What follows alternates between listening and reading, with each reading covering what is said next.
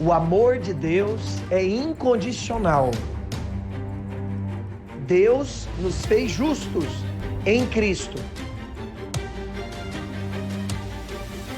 A sua palavra é a verdade e o alimento.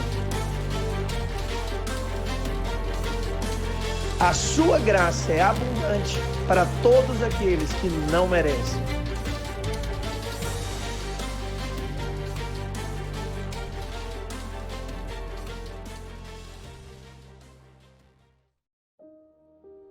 Aleluia! Seja muito bem-vindo para mais um culto, que a graça abundante, a paz perfeita esteja sobre o seu coração, amém? Que você possa receber hoje uma palavra revelada, uma palavra que de fato transforma. A Bíblia diz lá em Hebreus, capítulo 4, verso 12, que a palavra de Deus é viva e eficaz. Ela é como uma espada de dois gumes, ao ponto de dividir a alma do espírito, os ossos da medula. Ou seja, ela é poderosa, ela consegue discernir os pensamentos, discernir e trazer de fato o que é de Deus e o que não é de Deus. A Bíblia diz que nós devemos orar pelos os ensinos que temos recebido para que não sermos enganados. Quando você acha que você não pode ser enganado, você está enganado. Infelizmente, nós podemos sim ser enganados com ensinos, com doutrinas, com pessoas que misturam muitas vezes o evangelho da lei com o evangelho da graça. Eles colocam numa mesma vasilha, numa mesma bacia, os dois evangelhos. Por um lado eles falam que você está livre, mas para o outro tem que fazer isso e aquilo. Por um lado eles dizem que Jesus fez tudo, mas para o outro você tem que pagar esse preço para reter essas coisas espiritualmente. Então, infelizmente, a gente vê algumas pessoas que pregam um evangelho misturado, que pregam o evangelho da graça e da lei no mesmo tempo. Mas o único evangelho que é o de Deus é o evangelho 100% da graça. É o que Paulo mesmo fala ali para os Gálatas. Capítulo 1, verso 10. Coloca aí para mim. Ele diz o seguinte, Gálatas 1, verso 10. Porventura procuro eu agora o favor dos homens ou de Deus? Ou procuro agradar aos homens? Se agradasse ainda aos homens, não seria servo de Cristo. Coloca no verso 8 agora para mim, onde ele fala que, independente da pessoa que pregar o evangelho, se não for o evangelho da graça, pode considerar amaldiçoado.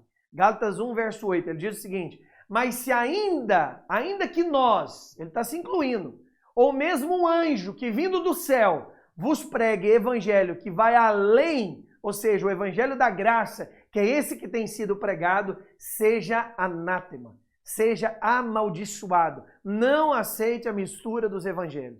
Não aceita o que na época os Gálatas aceitavam, que é o seguinte, você pode até ser crente, mas você tem que circuncidar. Você pode até ser crente, mas você tem que guardar as leis de Moisés. Se você guardar as leis de Moisés, aí está tudo bem. Ou seja, é uma pessoa que está querendo misturar as duas alianças, misturar os dois momentos, a lei e a graça.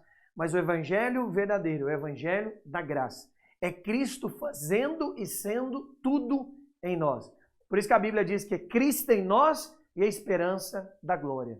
Aleluia! E hoje eu quero falar exatamente sobre isso. Eu quero te dar uma dimensão maior sobre os pilares de uma grande fé. A gente sabe que o tanto que é importante nós crescermos na nossa vida espiritual através da fé. A fé é essa moeda celestial, onde nós obtemos as coisas. Quando a gente vai para os Estados Unidos, nós ali pagamos em dólar. Quando você vai ali, aqui no Brasil, em real.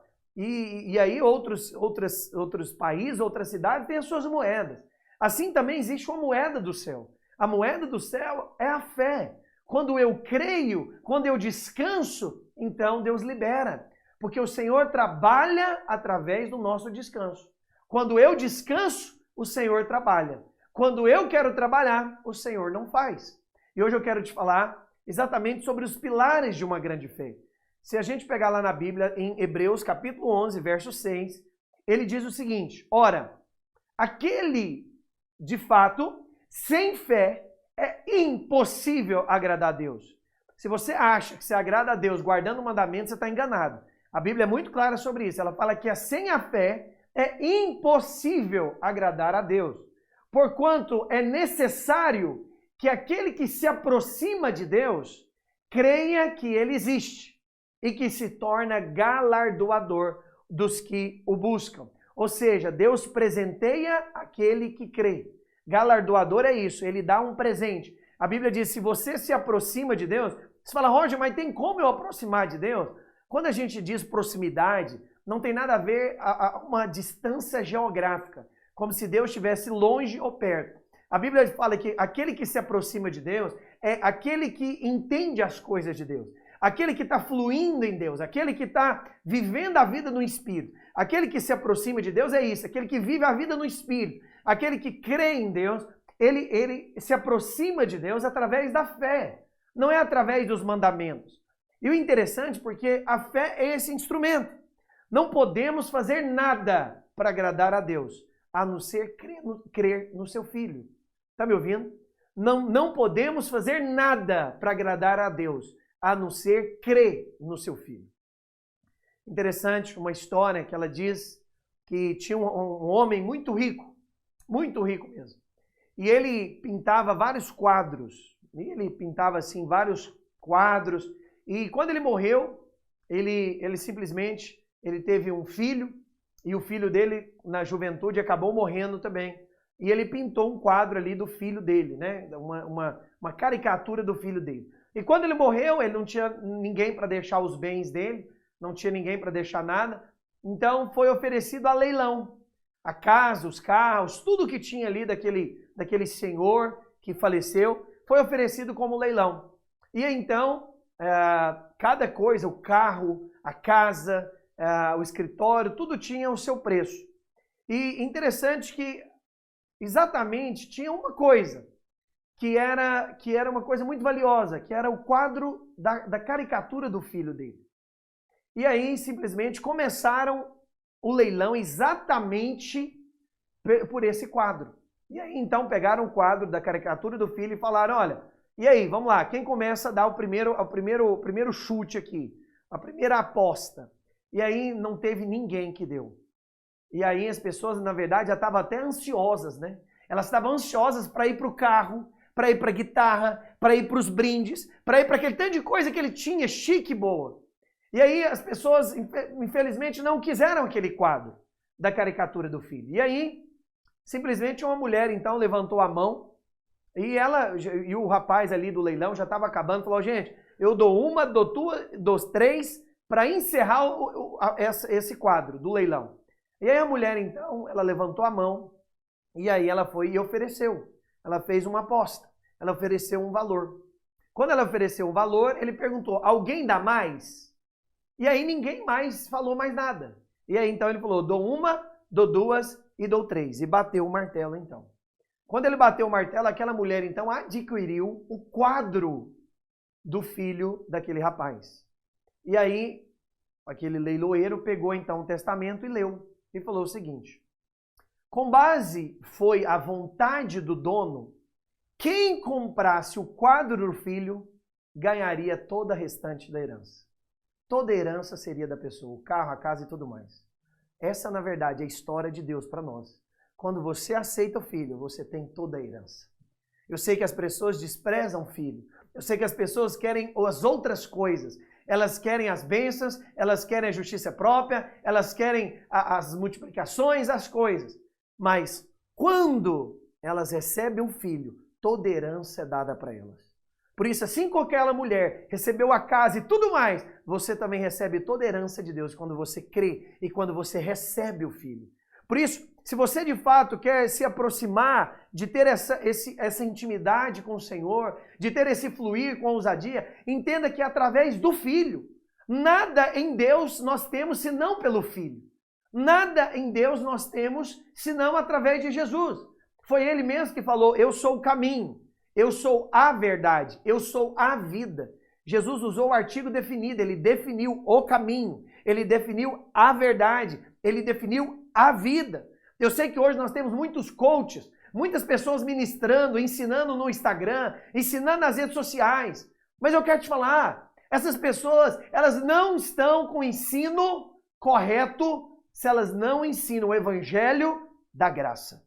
Porque o que tem que ser ensinado não é como você é poderoso, como você é incrível, é como Jesus é poderoso.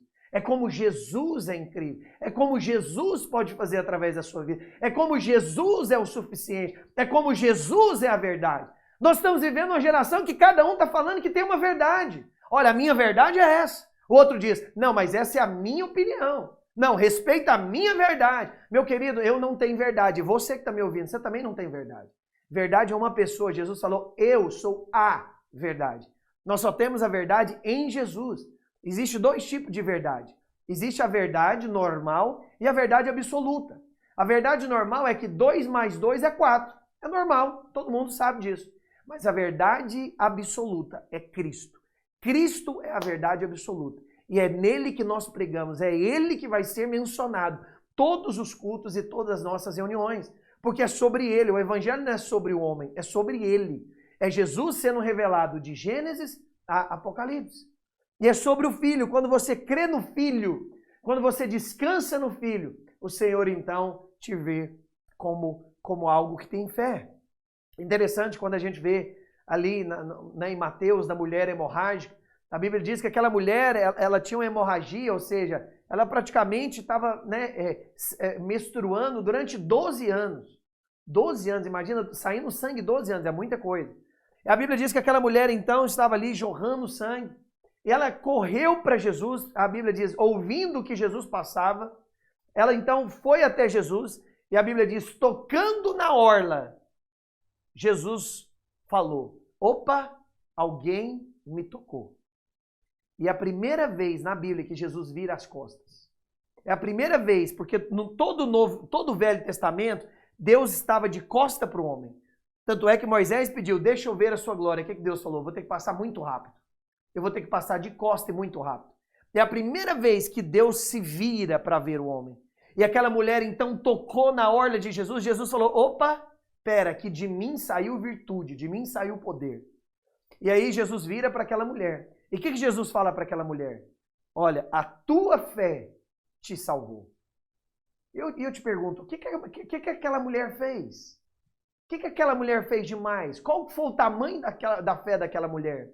A Bíblia diz que aquela mulher simplesmente tocou na orla de Jesus, porque ela ouviu falar de Jesus. Ou seja, olha aqui para mim, presta atenção nisso. Quando você entende a graça, Deus carimba como fé. Quando você vê a graça de Jesus, Deus vê como fé. Quando você olha e fala, ele é gracioso, ele pode me curar, ele é gracioso, ele pode liberar poder, ele é gracioso, se eu tocar pelo menos na veste, algo pode acontecer, Deus olha para você e fala, parabéns, teve fé. Fé não é uma coisa que eu tenho que sentir. Fé não é uma coisa necessariamente que eu tenho que falar. Fé é olhar para Jesus e descansar meu coração e falar, eu creio que Ele é bom, eu creio que Ele pode, eu creio que Ele é, eu creio que Ele tem, eu creio que Ele é por mim. E se Ele é por mim, quem será contra mim? Então eu toco pela fé. E a Bíblia diz que aquela mulher tocou e saiu o poder. Você quer poder de Deus? Veja a graça de Deus. Você quer poder de Deus? Toque em Jesus.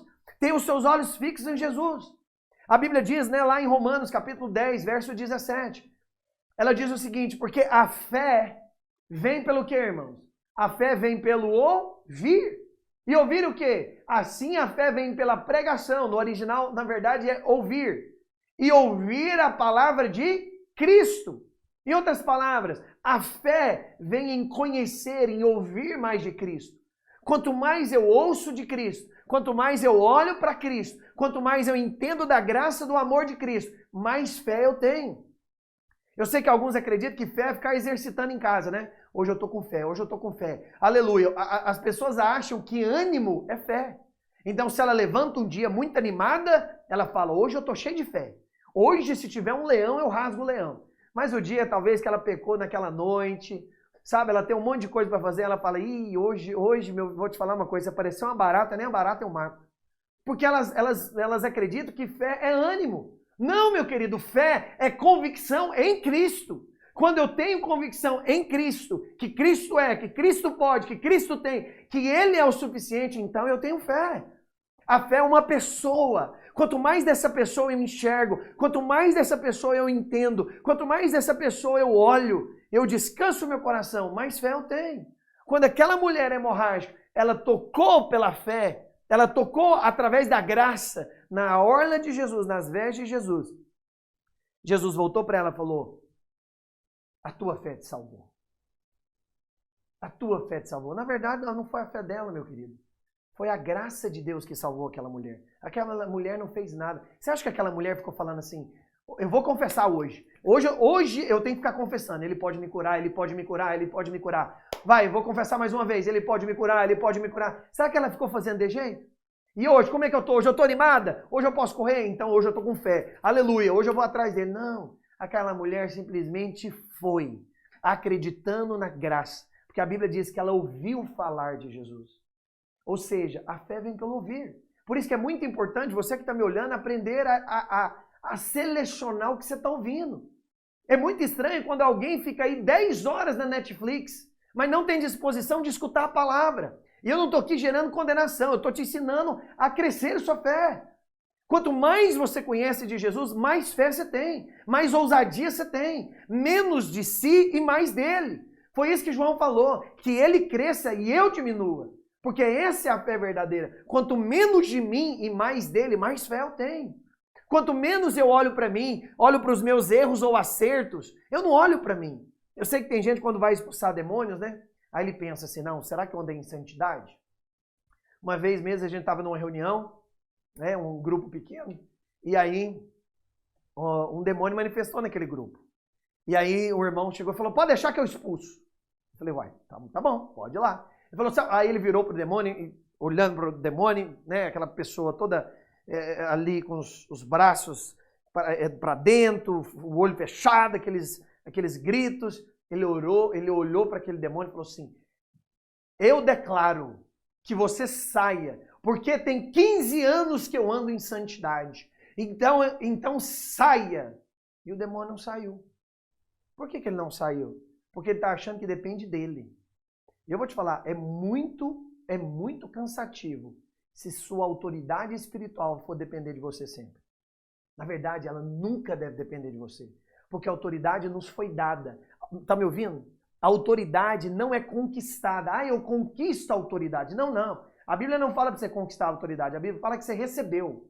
Você recebeu a autoridade. Você tem autoridade sobre demônios. Você tem autoridade para curar. Você tem autoridade para fazer as coisas como Jesus falou. Ele mesmo falou que obras maiores seria fazer. Não é conquistada, é dada. Ele te deu. Por isso, quando você crê nisso, não olha para si, você então tem essa fé. Porque a fé é confiar que Ele é o suficiente, que Ele pode, Ele tem, Ele é poderoso. Essa é a fé. Entende? Então, eu sei que quando os irmãos que é legalista, eles pensam, eu não vou expulsar não. Ontem mesmo eu caí em masturbação, e se esse demônio contar que eu masturbei, hein? E se esse demônio aqui manifestar e falar assim, logo você acha que eu não tô te vendo, né? Vendo aquela pornografia, eu não vou sair para você não. E as pessoas, tem gente que fica com medo do demônio, vai que ele conta meu passado. Vai que ele conta o que eu acabei de fazer. Porque ele ainda acha que o mundo espiritual respeita ele por causa dele. Por causa dos anos de santidade. Porque ele lê a palavra, porque ele jejua uma vez por semana. Porque ele é um grande obreiro, ele cuida de pessoas, ele acha, agora eu tenho autoridade. Eu abri mão de emprego, olha, tanta de coisa que eu faço, agora eu tenho autoridade. Ele acha que a autoridade é conquistada. Mas não é isso que a Bíblia diz. A Bíblia diz que a autoridade nos foi ortogada, nos foi dada, nos foi permitida, Ele deu para nós. Amém? Você não precisa conquistar. E a fé vem pelo ouvir. O ensino que é baseado no homem não muda as pessoas.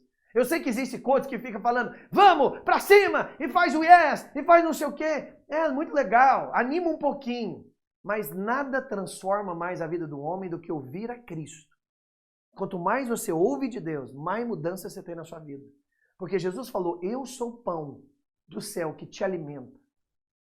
Lá no capítulo 6, João 6, verso 57, Jesus disse, aquele que se alimenta de mim, por mim viverá. Aquele que alimenta de mim, por mim viverá. Pode colocar aí.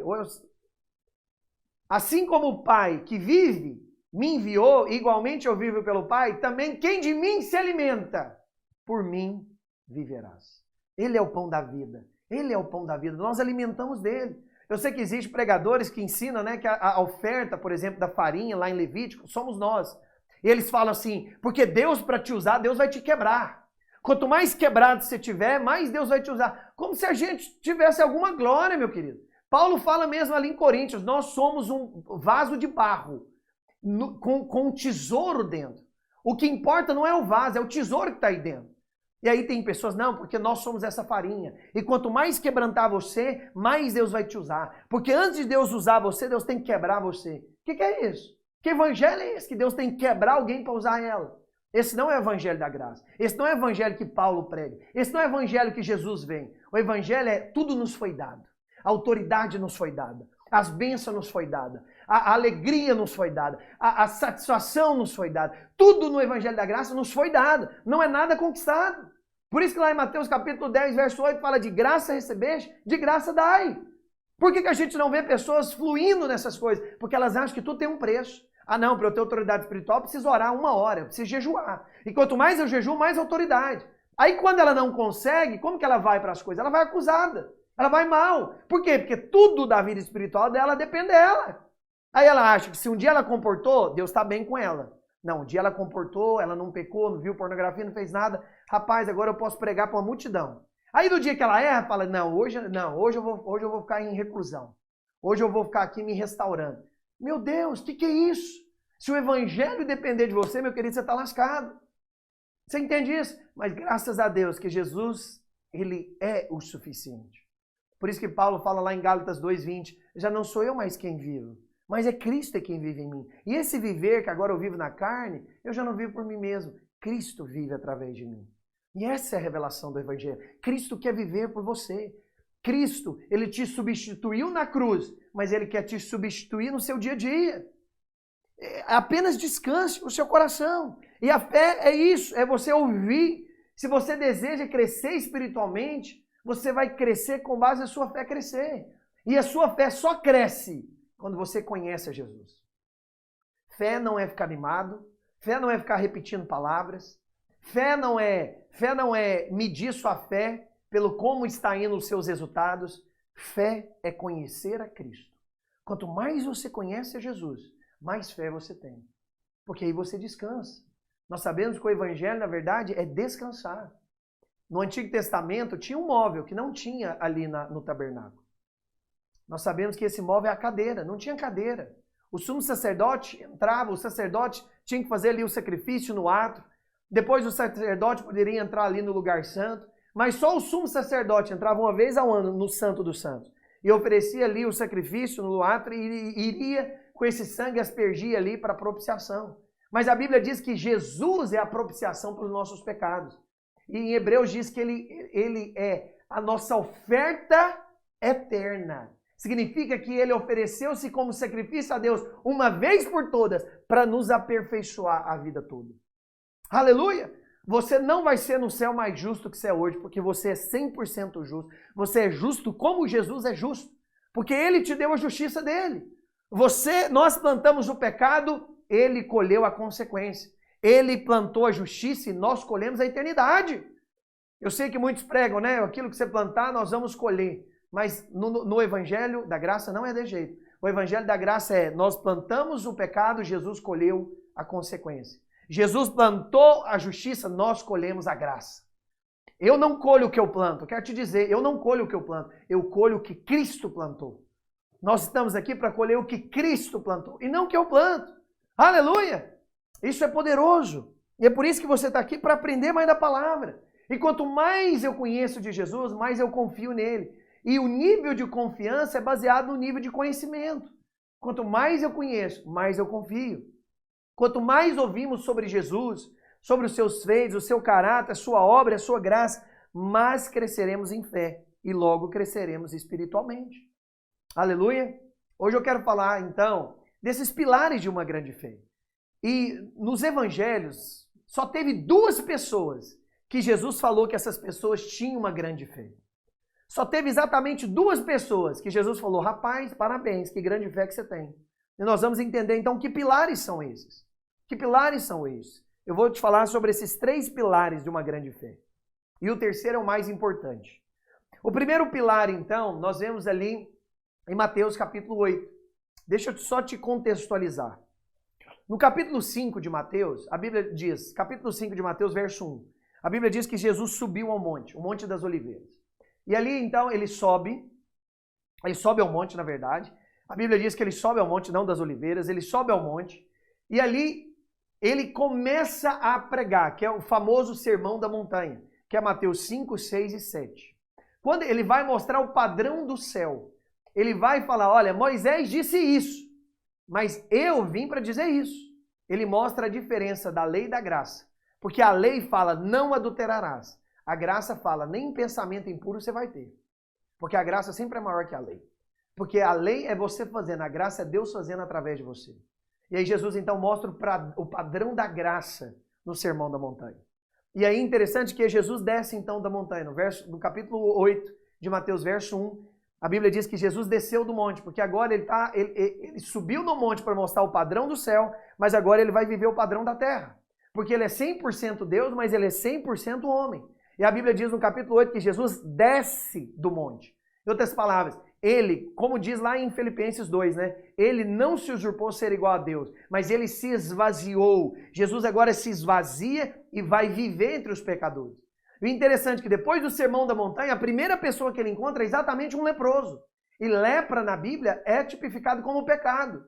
E aquele leproso fala, Jesus, se podes e se queres, me deixa limpo. E a primeira palavra que Jesus fala depois do Sermão da Montanha é, quero, seja limpo. E eu quero te falar, é isso que Deus quer de nós. Você seja 100% limpo. E não é você se lavando, é Ele que te lava. Eu sei que alguns pregam, né? Deixa isso e vem para Cristo. Alguém aqui se lava antes de tomar banho? Quando você prega a lei para as pessoas, você está querendo que elas se lavam antes de tomar banho. Mas o Evangelho da Graça é, vem do jeito que você está e Jesus te lava. E por isso que aquele leproso fala, se queres, me deixa limpo. Jesus fala, quero, fica limpo. E a Bíblia diz, imediatamente ele foi curado da lepra. Aleluia! Porque é assim quando você crê em Jesus. Imediatamente você é perdoado de todos os seus pecados. Passados, presentes e futuros. Jesus, quando te perdoou, não te perdoou só do seu passado. Ele perdoou plenamente dos seus pecados. Por isso, naquele momento, aquele leproso ficou imediatamente limpo. Ele não ficou mais ou menos limpo. Ele não ficou limpo hoje e amanhã ia pegar lepra de novo. Não, ele ficou 100% limpo. Porque assim, quando você vai para Jesus, ele te limpa completamente. E mesmo quando você peca ou erra, para Deus você nunca mais pecou. Para Deus, quando Deus olha para você, ele olha como se fosse Cristo. Ele olha como se você nunca mais tivesse pecado. Porque a Bíblia diz, quando você crê, você é inserido em Cristo. Então, imediatamente você é limpo. Aleluia! Assim como aquele leproso foi imediatamente limpo, você também é. Quando você crê em Jesus, você é imediatamente limpo. Roger, mas eu nem pequei. Daqui 10 anos, pois é, aqueles pecados já estão perdoados. Há 2000 anos atrás, você nem existia e Cristo já tinha te perdoado. Entende isso? Então, quando aquele leproso foi imediatamente limpo, é uma mensagem para nós. Entender que você é perdoado 100%. Logo depois daquele leproso, tem alguém que se encontra com Jesus.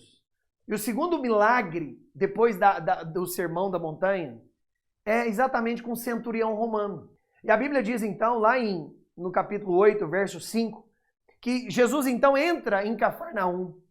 Quando Jesus entra ali em Cafarnaum, que era grande parte, né, dos milagres de Jesus aconteceu naquela cidade, Jesus então encontra-se com um centurião. E aquele centurião que era Jairo, centurião romano. Centurião, na verdade, só para você entender, era aqueles que cuidavam da centúria. A centúria, na verdade, era exatamente aquelas pessoas que cuidavam de 100 soldados romanos. Então ele era o capitão dos romanos. E aquele centurião vira para Jesus e fala, olha, é o seguinte, Mateus 8, verso 6. Senhor, o meu criado jaz em casa, de cama, paralítico, sofrendo horrivelmente. Jesus lhe disse, eu irei curá-lo. Mas o centurião respondeu, Senhor, não sou digno de que entres na minha casa, mas apenas manda com uma palavra e o meu rapaz será curado. Pois também eu sou homem sujeito à autoridade. Tenho soldados às minhas ordens e digo a este, vai e ele vai. E outro vem e ele vem. E o meu servo faz isso e ele o faz. Ouvindo isso, admirou-se Jesus e disse aos que seguiam, em verdade vos afirmo que nem mesmo em Israel inteiro eu achei fé como esta. Uau! Aquele centurião tinha mais fé que João Batista. Aquele centurião tinha mais fé que Maria. Foi Jesus que falou, em Israel inteiro eu não achei um centurião, alguém que tivesse tão fé como aquele rapaz. Eu sei que o primeiro pilar aqui da nossa fé é, de fato, acreditar na autoridade de Jesus. O primeiro pilar da fé é entender a autoridade de Jesus. Ele mesmo, o centurião, virou e falou o quê? Olha, Jesus, eu entendo porque eu também tenho soldados. E quando eu falo para ele vai, ele vai. E quando eu falo vem, ele vem. E Jesus se admirou dele, porque ele entendeu que Jesus tinha autoridade para curar. Eu vou te falar, o primeiro pilar da sua fé, de uma grande fé, é entender a autoridade de Jesus. A Bíblia fala que Jesus tem poder para perdoar pecados. A Bíblia diz que ele tem poder para restaurar, para curar, para restituir, para ressuscitar. Quanto mais você conhece Jesus e da sua autoridade, mais fé você tem. Lá em Mateus capítulo 28, verso 18, Jesus, ele encerrando ali as suas palavras para os discípulos, ele diz o seguinte: Jesus se aproximando falou-lhes, dizendo: toda a autoridade me foi dada no céu e na terra. Uau! Jesus está dizendo que toda a autoridade foi dada para ele. Ou seja, não tem ninguém nessa vida, nessa terra, nesse mundo, nesse universo, que tem autoridade maior do que Jesus. Não tem ninguém que tem maior autoridade do que Jesus. Então, aqueles que de fato têm uma grande fé, entendem da autoridade de Jesus. Efésios capítulo 1, verso 22, ele diz o seguinte: e pôs todas as coisas debaixo dos seus pés, e para ser o cabeça de todas as coisas, o deu à igreja. Que coisa fantástica! Isso mostra que Jesus colocou todas as coisas debaixo dos seus pés. Aquele centurião, então, nos ensina algo, que a partir do momento que eu creio na autoridade de Jesus, eu entendo que Jesus tem autoridade e poder para fazer qualquer coisa. Jesus, ele tem poder para nos libertar. Jesus tem poder para me ajudar a ter sabedoria para pagar minha dívida. Jesus tem poder para restaurar o meu casamento. Jesus tem poder para multiplicar o meu ministério. Jesus tem poder para todas as coisas. Quando eu entendo que a minha necessidade é uma gota mediante ao oceano que é Jesus, eu então descanso e creio, porque ele tem autoridade sobre tudo. O diabo não pode mais me acusar. A Bíblia fala, né, que Satanás, no original, na verdade, a palavra Satanás significa acusador. E o acusador, ele quer nos acusar de dia e de noite. A Bíblia diz lá, né, em Apocalipse, que o acusador nos condena de dia e de noite. Mas Jesus é aquele que nos justifica. Porque Jesus tem poder para perdoar pecado. Jesus tem poder para libertar. Jesus tem poder para transformar, para mudar a sua realidade num piscar de olhos. Porque ele é poderoso. Porque há poder no nome de Jesus. O meu nome, se você for expulsar qualquer demônio no meu nome, não vai sair. O nome Roger não é poderoso. Pode ser bonito, pode ser legal, mas não tem poder nesse nome. Não tem poder no seu nome. Mas no nome de Jesus tem. E a Bíblia diz que todo joelho, toda carne, toda potestade, todo principado, toda crise, toda miséria tem que se dobrar diante do Senhor. Porque ele foi colocado sobre o nome e sobre todos os nomes. Aleluia! Quando você entende dessa autoridade de Jesus, você então tem fé. A sua fé cresce. Porque você sabe que ele tem autoridade. Você sabe que a sua necessidade é muito pequena por aquilo que Jesus é. Porque ele veio para destruir todas as obras de Satanás. Lá em 1 João, capítulo 3, verso 8, na parte B, diz o seguinte: por isso se manifestou o Filho de Deus, para destruir as obras de Satanás. Aleluia, as obras do diabo. Ou seja, Jesus, ele destruiu por inteiro. A Bíblia não fala que ele vai destruir. Não. A Bíblia diz que ele destruiu as obras de Satanás. Acabou. O diabo não tem mais poder sobre a sua vida, sobre a sua casa, sobre as suas finanças, sobre a sua sexualidade, sobre o seu ministério. Não, ele não tem mais poder. Porque Jesus é autoridade. Jesus tem autoridade. E quando você crê nisso, a sua fé é liberada. Quanto mais você conhece de Jesus, da sua graça e da sua autoridade, mais fé você vai ter. Aleluia! Lá em Deuteronômio, capítulo 28, versos 7 e 8, eu quero ler essa bênção sobre você. Eu quero declarar essas bênçãos sobre você. Diz o seguinte: o Senhor fará que sejam derrotados na tua presença os inimigos que se levantaram contra ti. Por um caminho sairão contra ti, mas por 7 caminhos fugirão da tua presença. Verso 8, o Senhor determinará que a bênção esteja nos teus celeiros. Aleluia, recebe isso. E tudo o que colocares a mão, e te abençoará na terra que dá o Senhor teu Deus. Aleluia, porque o Senhor tem autoridade para nos abençoar. O Senhor tem autoridade para liberar bênçãos sobre nós. Lá em João, capítulo 13, verso 3, Jesus ele fala o seguinte, algo poderoso.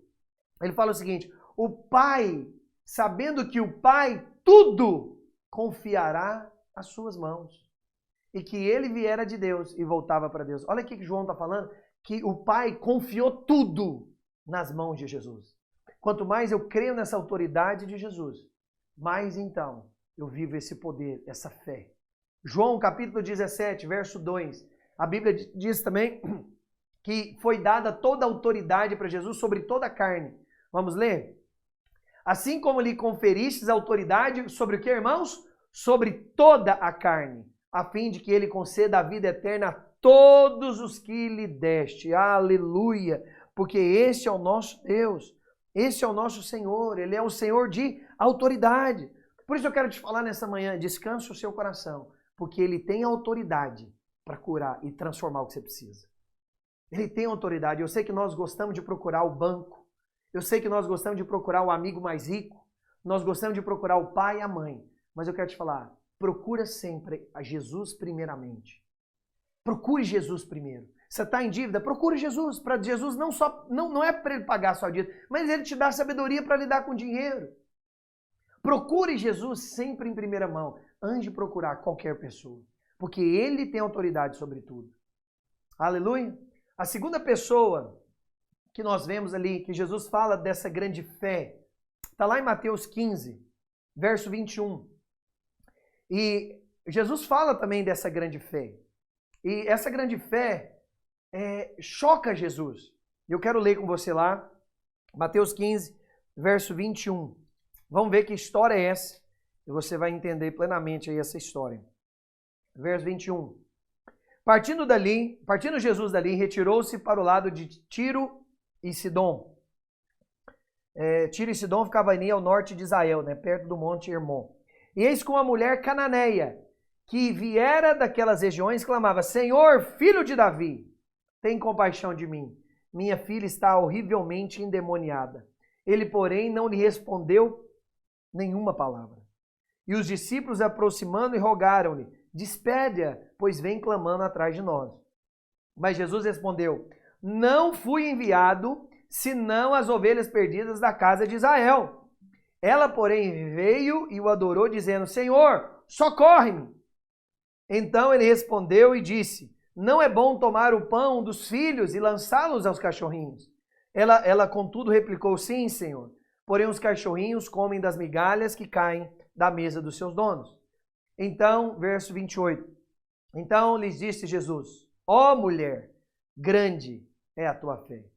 Faça-se conforme queres.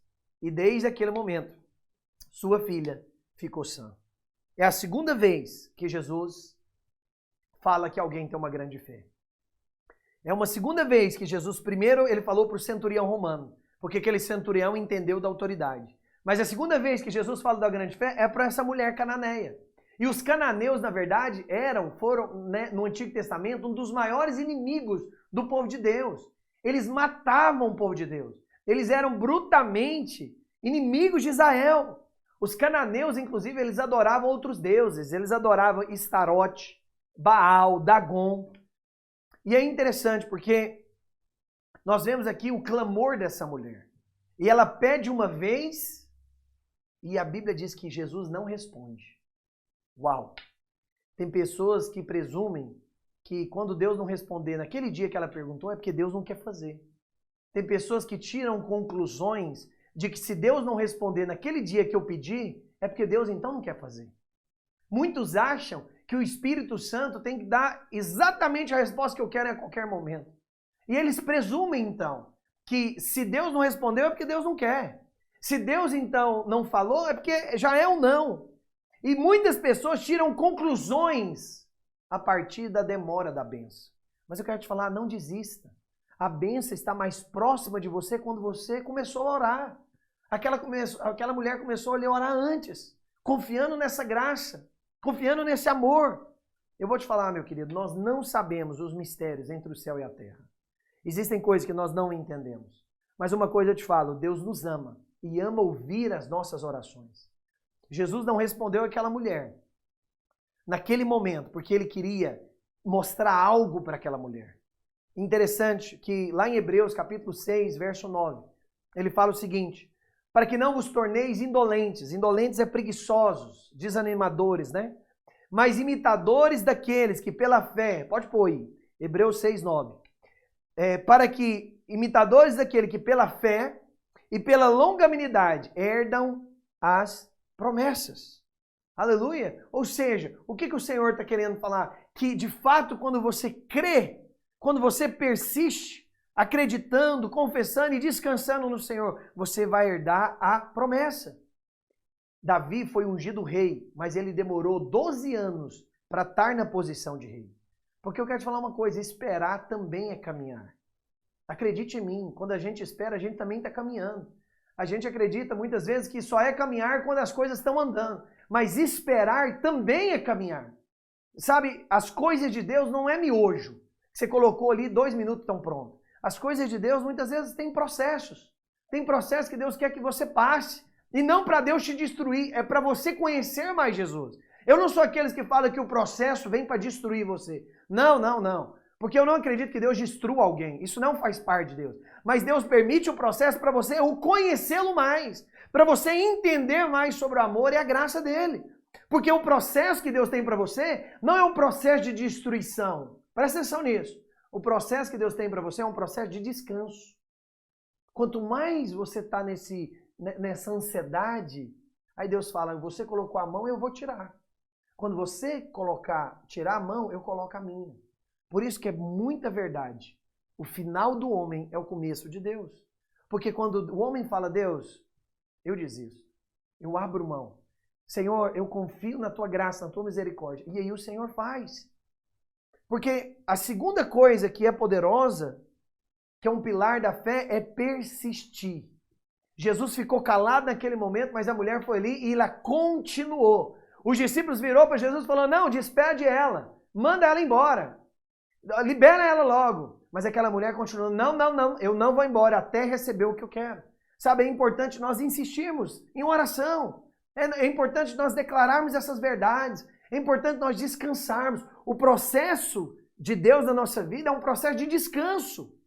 Nós somos muito ansiosos, preocupados, queremos tudo para amanhã, queremos casar amanhã, ser conhecidos amanhã, pregar o evangelho amanhã, ter todas as revelações amanhã, e tudo muito rápido, e queremos agora ser conhecidos no Brasil, e queremos abrir empresa, e queremos ser milionário, e queremos casar, e ter filhos, e a gente daquela rapidez. Mas o que Deus quer, na verdade, de nós é descanso, sabendo que para todo propósito, debaixo do céu, há um tempo e um modo para ser realizado. Quando você descansa, Deus te guia. Quando você descansa, o Senhor faz na sua vida. Por isso que o nosso trabalho, na verdade, não é fazer. O nosso trabalho é descansar. Lá em Hebreus, vamos abrir lá? Hebreus 4, verso 10 e 11. Isso não está nem aqui no meu PowerPoint, mas eu quero ler com você. Olha só. Porque aquele que entrou no descanso de Deus, também ele mesmo descansou de suas obras, como Deus das suas. Verso 11. Esforcemo-nos, pois, para entrar naquele descanso. Olha só, a Bíblia está falando para nós esforçarmos. Por quê? Porque, na verdade, nós queremos ficar ansiosos o dia inteiro. Nós queremos trabalhar. Jesus pode deixar, eu sei pregar. Jesus pode deixar, eu sei aqui como que eu vou fazer com a minha igreja. Jesus deixa, eu vou fazer o evangelismo aí pela Colômbia, por todos os lugares.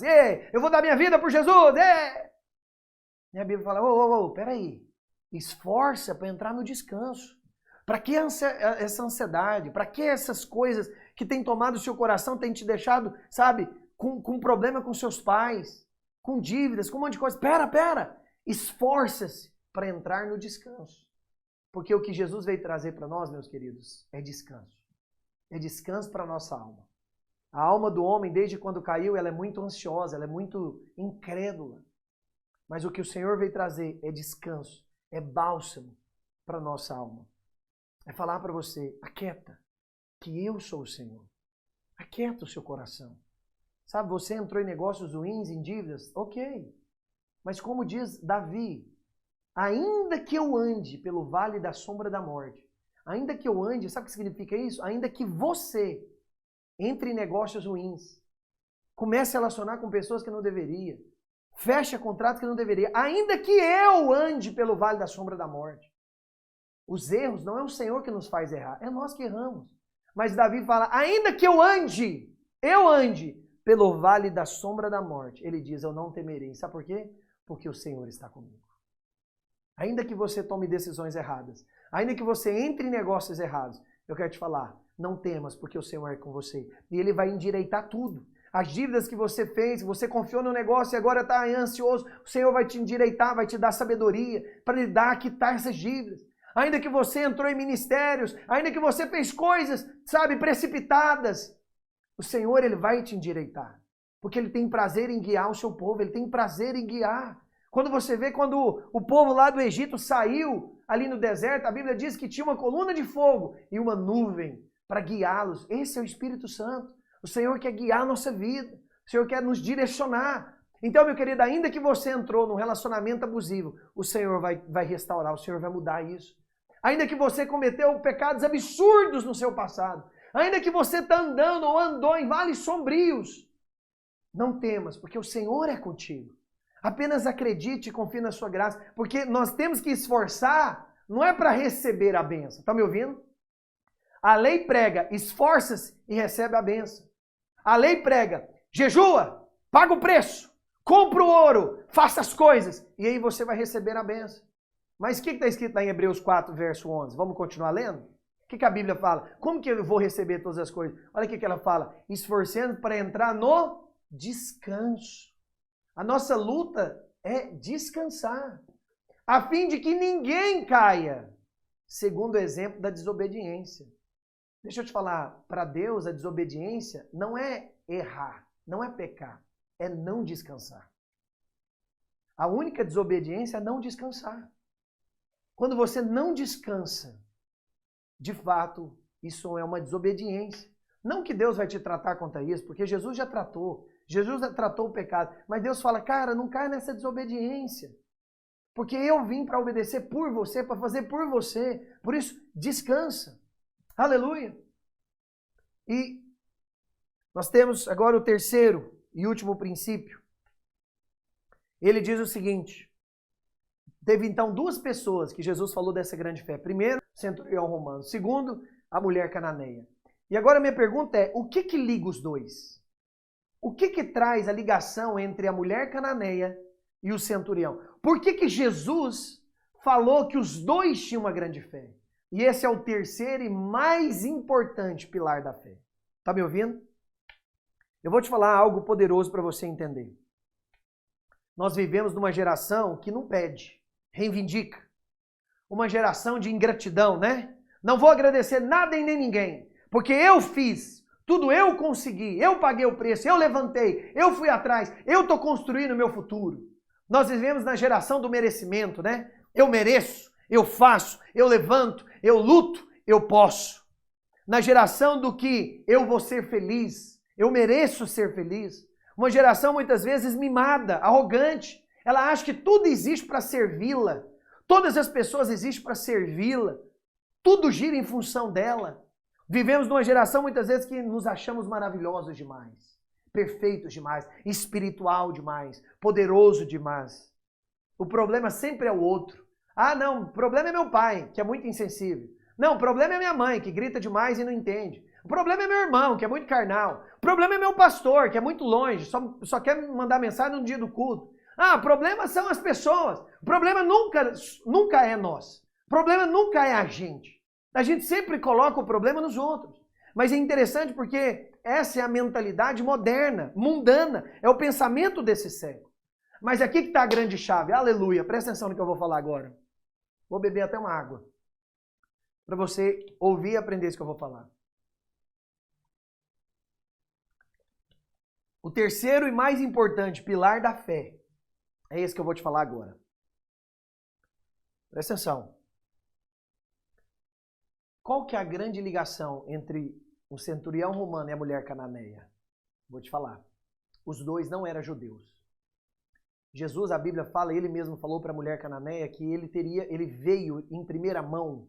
Até a cruz ele tinha vindo para os judeus. Depois da cruz ele veio para o mundo inteiro. João 3,16 fala sobre isso, né? Porque Deus amou o mundo de tal maneira que deu seu Filho unigênito para que todo que nele crê não pereça, mas tenha vida eterna. Mas quando Jesus veio morar na terra, veio estar na terra, ele veio para os judeus, porque existia essa promessa do Messias. Então, tanto aquele centurião que era romano e aquela mulher que era cananeia, ambos não eram judeus. Ou seja, eles não estavam debaixo da bênção de Abraão. Eles não estavam debaixo da bênção de Jesus naquele momento. Ou seja, nenhum daqueles dois merecia. E aqui está o grande pilar da fé. Quando alguém clama sem merecer, ele não está confiado nele, mas sim na graça. E Deus tem um prazer de abençoar aqueles que não merecem. Deus faz através do seu favor imerecido. Deus fez com aquele centurião romano porque ele não estava debaixo da linhagem dos judeus. Deus fez com aquela mulher cananeia porque ela também não estava debaixo. Aquela mulher chegou a falar, Jesus, tudo bem, você pode até me chamar de cachorra. Tudo bem, eu sou até um cãozinho. Mas o cãozinho, Jesus, come as migalhas que caíram. Em outras palavras, ela está falando, eu sei que eu não mereço. Eu sei que eu mereço migalhas. Mas a sua migalha é o suficiente para transformar a minha vida. Sabe o que é isso aqui, meu querido? Eu não sei. Talvez você não tenha uma boa família. Talvez você não tenha um bom comportamento. Talvez você não tenha uma boa história. Talvez você está aqui clamando sem merecer. Mas eu quero te falar, Deus abençoa quem não merece. Deus abençoa através da sua graça e do seu favor imerecido. A coisa que liga os dois é porque nenhum deles estava debaixo dessa primeira aliança. E eles clamaram sem merecer. E presta atenção nisso, quando você ora ao Senhor, não confiado no seu merecimento ou na lei, Deus fala, parabéns, grande fé você tem. Porque quando você se achega a Deus através apenas da graça, através do sacrifício de Jesus, Deus fala, esse tem grande fé. Mas quando você chega achando porque você merece, porque você é líder, porque você é pastor, porque você prega o evangelho, porque você tem dado dízimo, porque você não mente, porque já tem tempo que você não masturba, aí você chega e fala, não, agora o Senhor tem que me dar. Olha o tanto de tempo que eu estou na santidade. Isso daí, meu querido, é favor merecido. Deus não trabalha com favor merecido. A graça de Deus é para aqueles que não merecem. Se você está me ouvindo hoje, tem uma família, muitas vezes com pais separados, com um monte de problema familiar, com pai que abusou, foi abusado, sabe, com um monte de situações que aconteceu dentro da sua casa e você fala, olha, se tiver uma pessoa que não merece ser abençoada, sou eu, Roger. Se você souber o tanto de coisa que eu fiz no meu passado, tanto de coisa que eu fiz, que eu me meti, que eu entrei, se você soubesse, acho que nem Jesus perdoa. Então é você mesmo que está na mira de Deus. Eu vou te falar algo muito precioso. As suas desqualificações te qualificam para a bênção de Deus. Porque Deus só abençoa quem não merece. As suas desqualificações te qualificam para Deus abençoar você. Porque Deus abençoa através do seu favor imerecido. Deus abençoa através, porque é na sua fraqueza que você vai ver a força de Deus. Paulo mesmo diz, foi na minha fraqueza que se aperfeiçoou o poder de Deus. Deus se manifesta não é na sua fortaleza, não é na sua força, porque a sua força está na sua fraqueza. Por isso que Paulo fala, porque a tua graça me basta e o seu poder se aperfeiçoa na minha fraqueza. Deus abençoa os que não são, meu querido. Deus abençoa os humildes, aqueles que não são arrogantes aos seus próprios olhos.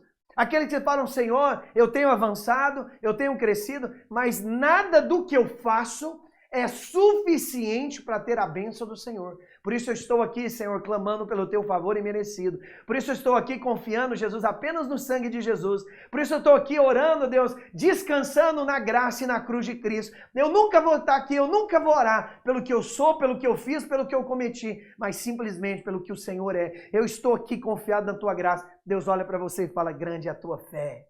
Porque eu gosto de abençoar quem não merece. Se você crê que eu sou bom para você, então é você mesmo que eu vou abençoar. Se você crê que você não pode, eu posso em você.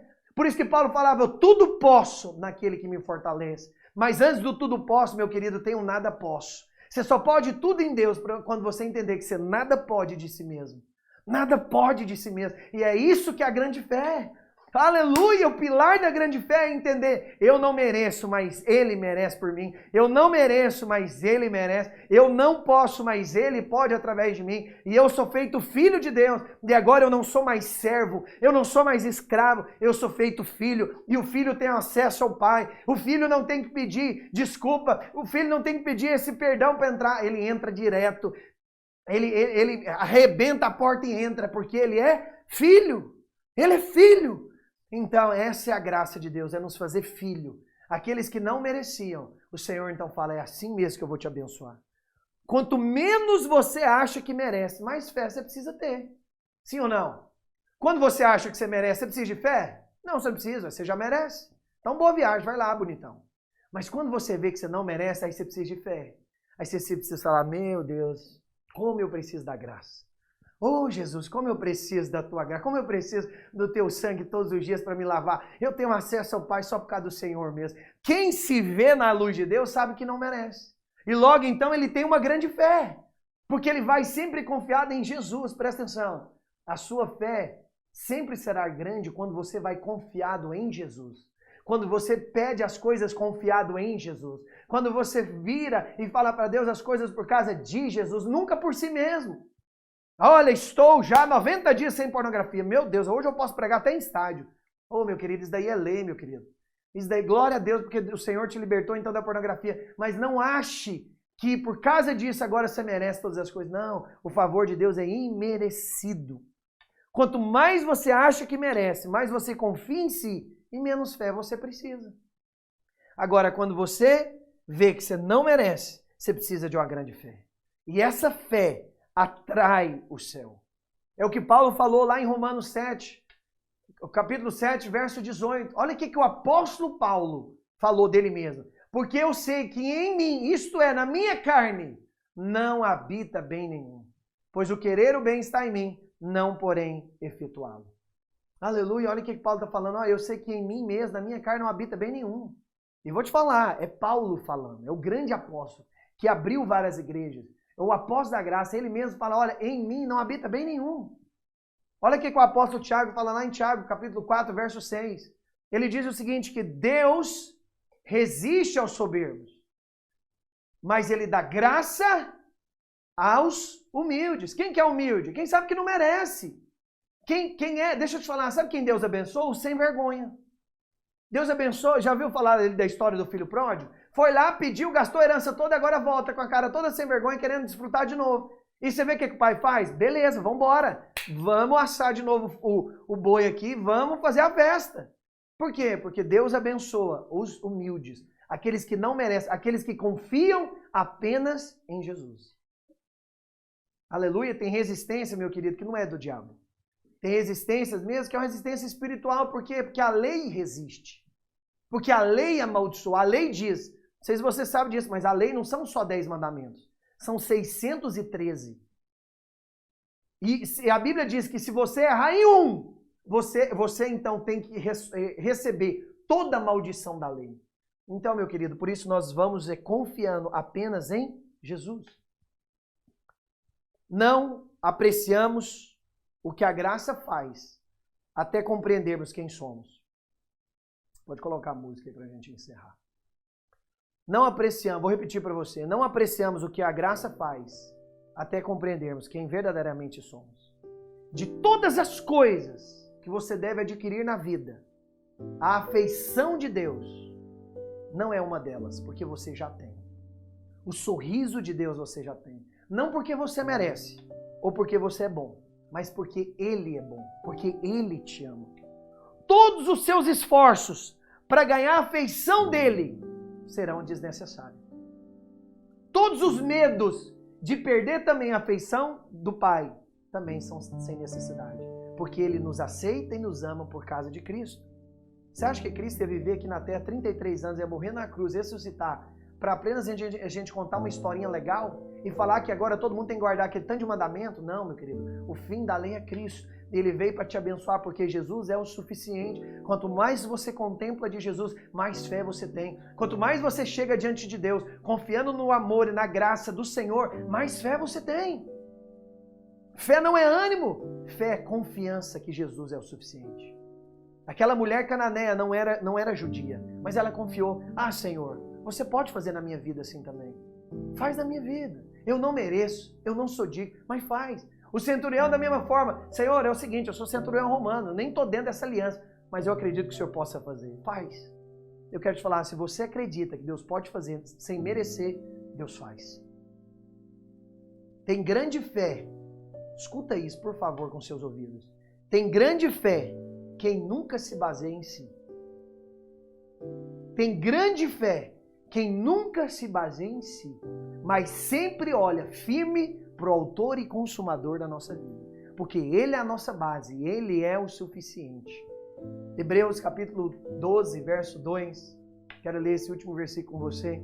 Ele diz o seguinte: olhando firmemente, não é só de vez em quando, é todo dia, para o autor e consumador da fé. Ou seja, quando você olha para Jesus, Ele é o autor e o consumador da sua fé. Ele é o início e o final da sua fé. Jesus, o qual em troca da alegria que lhe estava proposta, suportou a cruz, não fazendo caso da ignomia, que é a vergonha, e está sentado à destra do trono de Deus. Aleluia! Então, meu querido, olhe firmemente para o Senhor.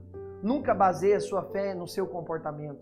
Nunca baseie a sua fé naquilo, como está seu dia. Nunca baseie a sua fé nas circunstâncias que têm acontecido. Baseie a sua fé em Cristo, porque Cristo é o suficiente. Você quer ter uma grande fé? Então, abra mão de chegar-se diante de Deus com justiça própria. O maior pilar da fé é entender que tudo de Deus é apenas por causa de Jesus. Tudo em Deus, tudo na minha vida vai acontecer, não porque eu mereço, é ao contrário, é porque eu não mereço. É porque eu falho, é porque eu erro, é porque eu me equivoco, é porque existem pecados ainda que eu não venci na minha vida, é que existem pecados ainda que eu ainda tropeço, e quando eu falo, olha, eu sei que eu tropecei hoje, mas como está em Provérbios, o justo ele pode cair 7 vezes, mas Deus vai levantar ele 8 vezes, porque o Senhor jamais te abandona, jamais desiste de você, porque sua fé não depende de você, depende de Jesus. Por isso, quanto mais você olha Jesus, mais você é transformado na imagem dele, e mais a sua fé cresce. Por isso, eu quero encerrar falando isso para você. Se você se vê como alguém não merecido, se você olha para certas pessoas e vê para elas, uau, tem pessoas que enriqueceram demais hoje.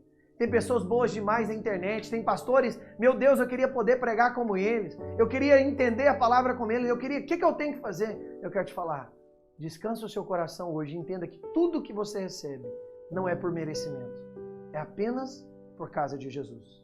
Nunca se baseie em nada em você mesmo, sempre em Jesus. Por isso que a Bíblia diz que Ele é a pedra angular e Ele seria também uma pedra de tropeço. Por que Ele é uma pedra de tropeço? Porque muitos, querendo guardar a lei, tropeçam em Cristo. Porque eles acham que Cristo não é o suficiente. Eu vou te falar um segredo da minha vida, meu querido. Tudo que eu faço, eu vou confiar no Senhor. Eu não estou falando que você não deve fazer seminário, estudar, ler a palavra, orar, faça tudo. Mas tudo na confiança do Senhor.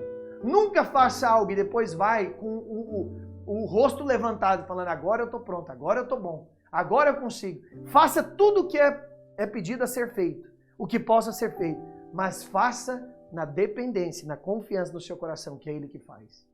Eu falo para você, eu preparo a palavra, eu faço tudo aqui, mas eu venho confiado no Senhor. Eu não sei quantas pessoas vão ouvir, eu não sei até onde vai a minha palavra, então eu confio no Senhor. Eu sou só a voz, é Ele que faz, é Ele que está aí onde você está agora, é Ele que está fazendo, é Ele que está te convencendo. Talvez você está aí agora e você está se emocionando, chorando, porque você achou que você teria que ser uma super mulher ou um super crente. Mas eu quero te falar, nós não somos super-heróis e nem super crentes.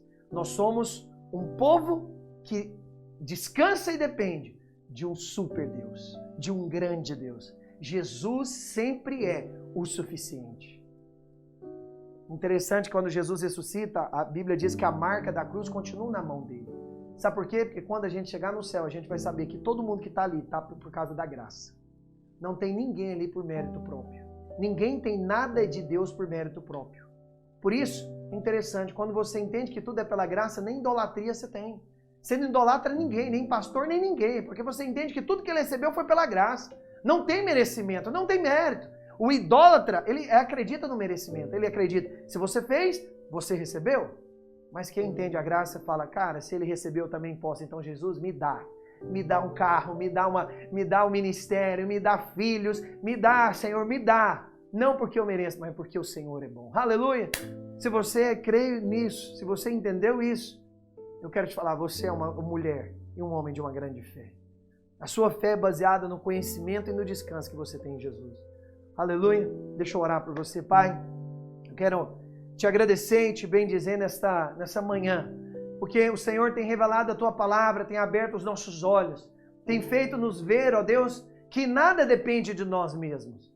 Ó Deus, nada depende do nosso passado, da nossa história familiar, do nosso comportamento, mas que o Senhor é o suficiente. Por isso nós descansamos em Jesus, porque Ele é a nossa alegria, Ele é a nossa salvação, Ele é a nossa redenção, o nosso escudo, a nossa paz, o nosso pastor. Oh Jesus, por isso que Davi falou, o Senhor é o meu pastor.